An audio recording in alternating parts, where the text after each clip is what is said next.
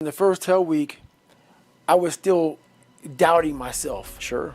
Because when you sign up, these guys come from the academy, the Naval Academy. These guys come from, a lot of them, not all of them, but they come from really good families. Right.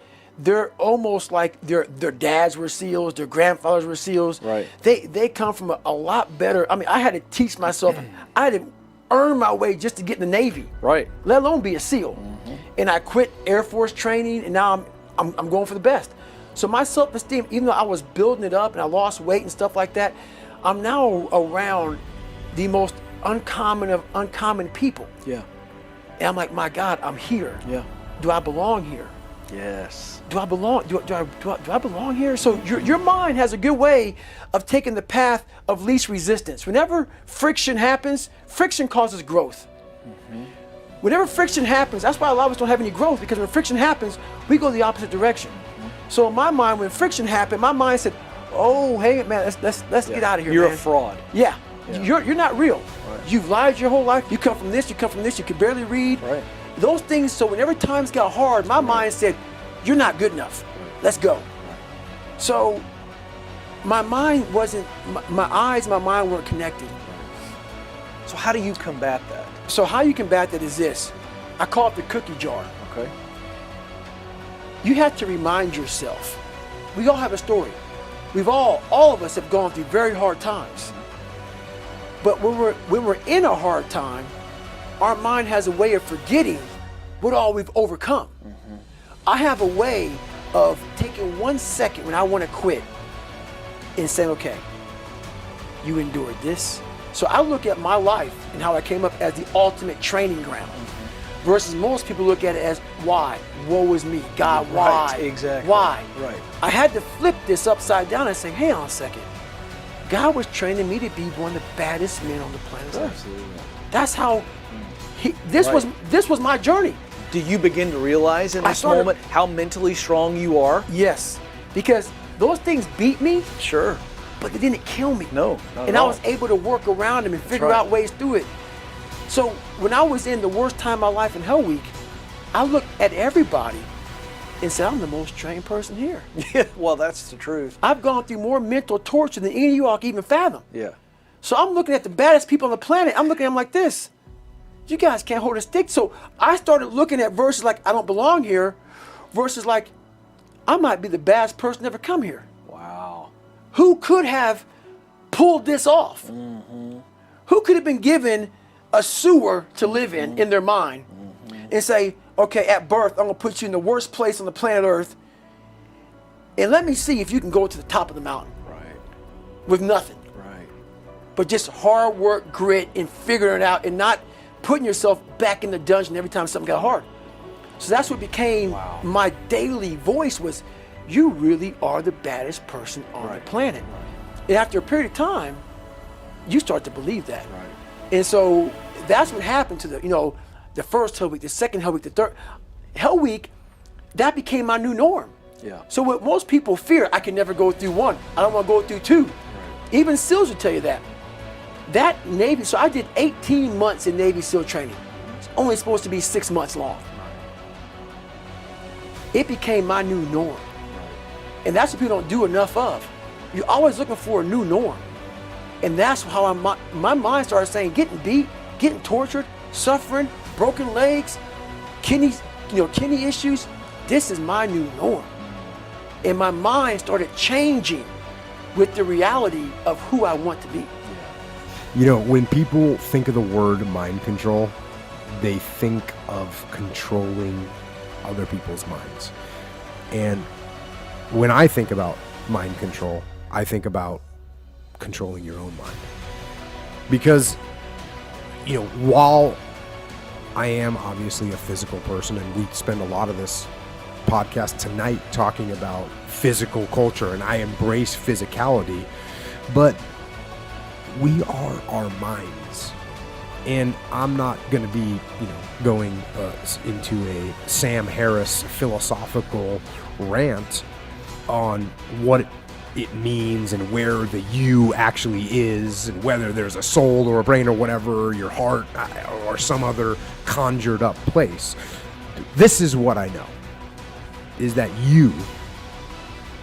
your mind, the thing that is listening and comprehending these words right now, that is you.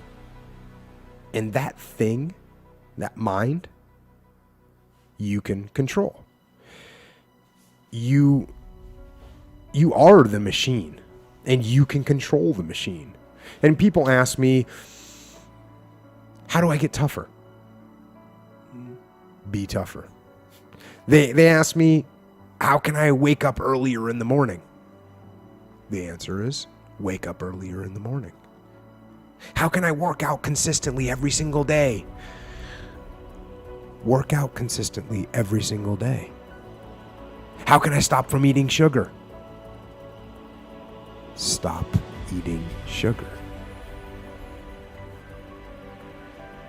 What about the emotions? How can I stop missing that girl or that guy or whoever broke up with me? How can I stop missing them? Stop missing them. That is mind control. You have that ability. You just have to assert it. You have to decide that you're going to be in control and that you are going to do what you want to do.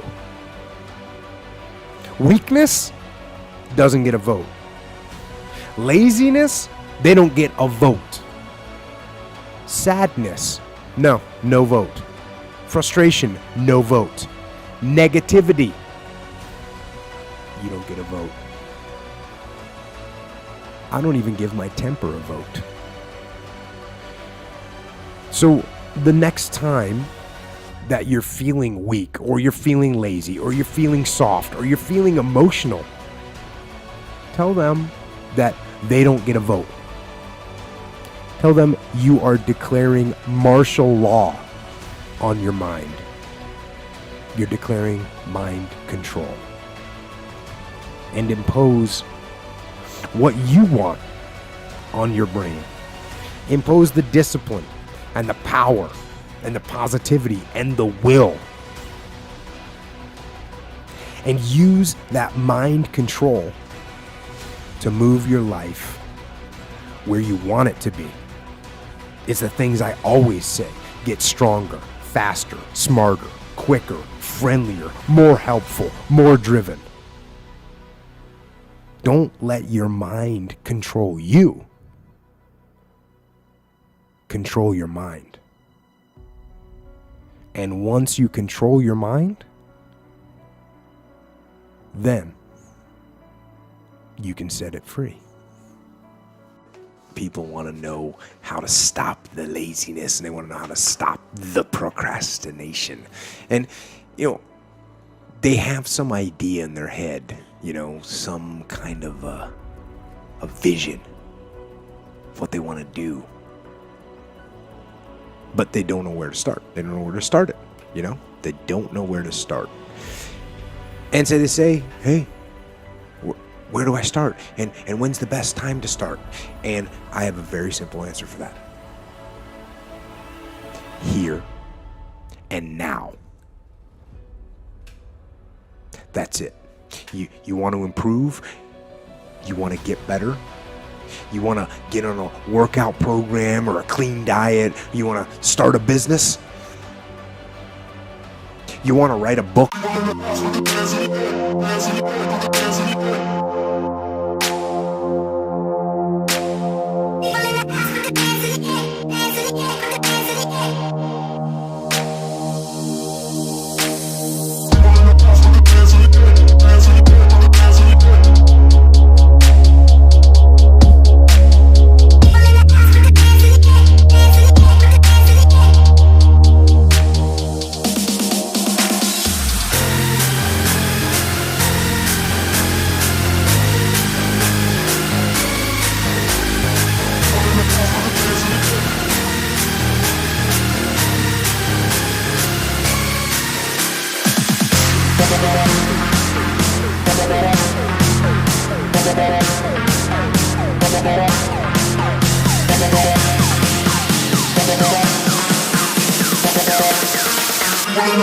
That's